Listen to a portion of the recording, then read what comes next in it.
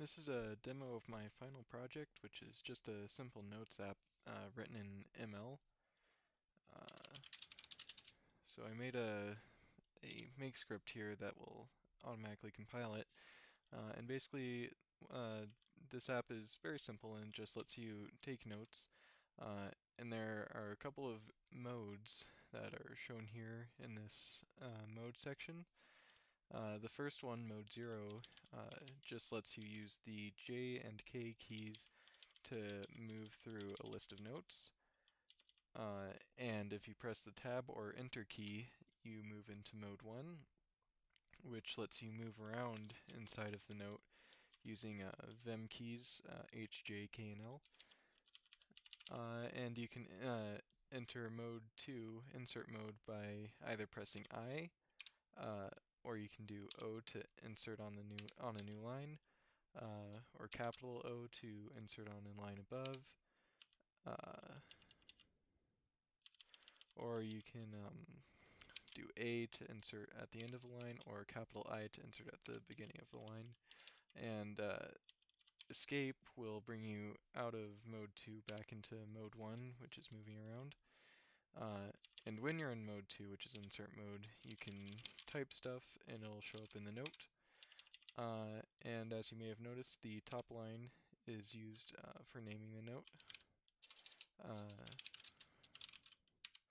So as you see, I renamed it to test note, and it shows up on the sidebar as test note. And here we have another note here, which also highlights this. This is a common feature of Vim, where all this text is actually on a single line of the note, and it's highlighted as once, even though it's on several visual lines. So this app tries to emulate the way Vim works, but it's all done manually instead of calling to the Vim binary or anything like some Vim emulators do. And it's just meant to be a very basic note-taking app that lets you really quickly edit notes and keep track of them in this little column here without having to worry about the files or anything. And the files are stored in the notes subdirectory as just simple text files, which you can see here. And that's about all I have for the demo of the app. I can show you some of the code, which basically consists mostly of curses.sml, which is a wrapper for the C curses library. So it has calls to functions like get attributes and erase, move, add string, etc. And these all call into these structures, which are generated by NLFFI, which is the ML FFI, or foreign function interface. So it just specifies like functions like this, and you just pass in the parameters. The only other thing curses.sml does is it defines this wrap function, which is just a higher order function that takes a function from A to B and returns a function from A to B that wraps it with these different calls to set up curses, as well as an error handler that will call this exit function that just cleans up all of the curses stuff. So this exit function will always be called regardless of if the function that was passed in exits in an error or normally, and that's just to clean up curses in the case of a crash, so your terminal doesn't get messed up while you're debugging. That's basically all that file does. The next one is app data, which is simply basically storage space for basically this data here. So it just stores some various things that the app needs to run, most notably the content cache, the cursor, how many lines there are, what the current line width is, what mode we're in, stuff like that. And there are a few helper functions, such as this default, which just creates a default version of the data, write back note, which will obviously write the note to the file. And there's also this handle event function, which is called on every frame to handle this.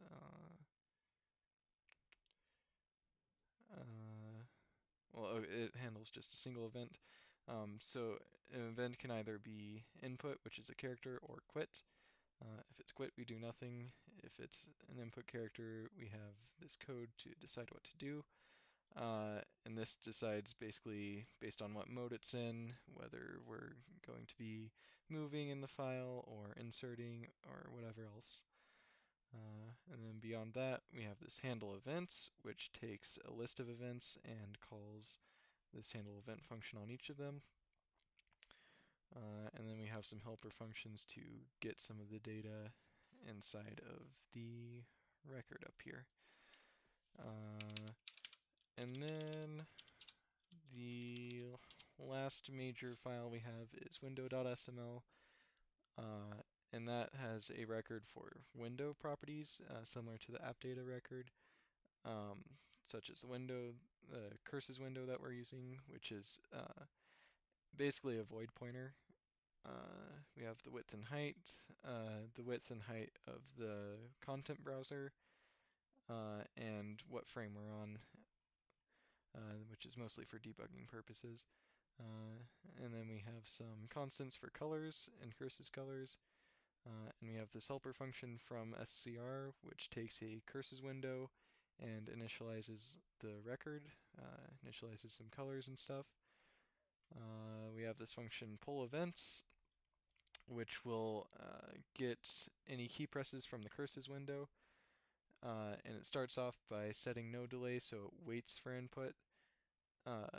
And then after the first key is pressed, so you can see here if get events is called with nil, so there are no events currently in the queue, then we wait for a key press, and then immediately after we set no delay so that it won't block on getting input, and then we call get events again with new parameters, and then this just appends events to the front of the list for each new event. So this pull events will block until at least one event is captured, and then it will get as many events as it needs to catch up with the queue before returning, and it returns a list of events. And then we have some helper functions here, print header, which just makes a simple header. It prints out this with dynamic sizing. So frame is updated whenever a key is pressed. So as you can see, when it grows, this shifts over one. So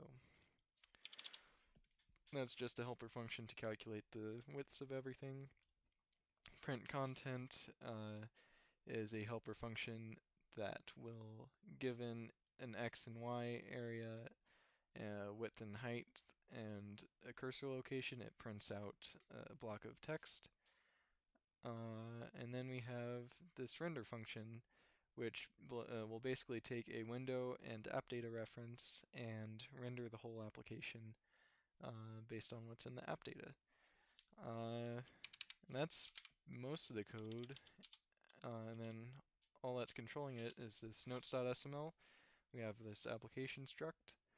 And then this run function will create an app data reference, a window reference, and then this run recursive function will render the window, pull events, handle events, and then loop back and render the window again until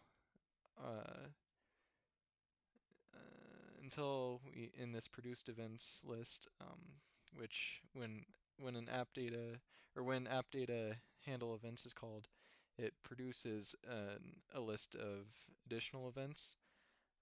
So that way the app can say if Q is pressed, then produce this event dot quit. And if that is true, then we exit with 0. Otherwise, we just call this run recursive again to loop back.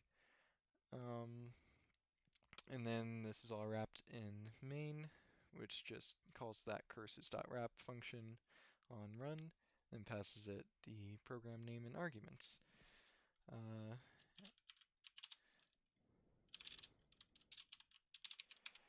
And then all that has to be done is when we're generating the image, we have a build file, and it generates, so this build file will actually create an image.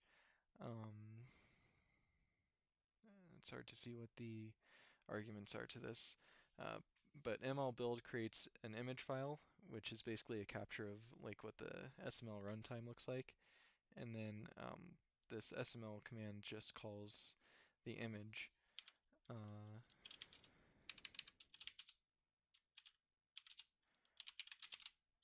So make run allows you to run the application like that. And that's basically the whole application. So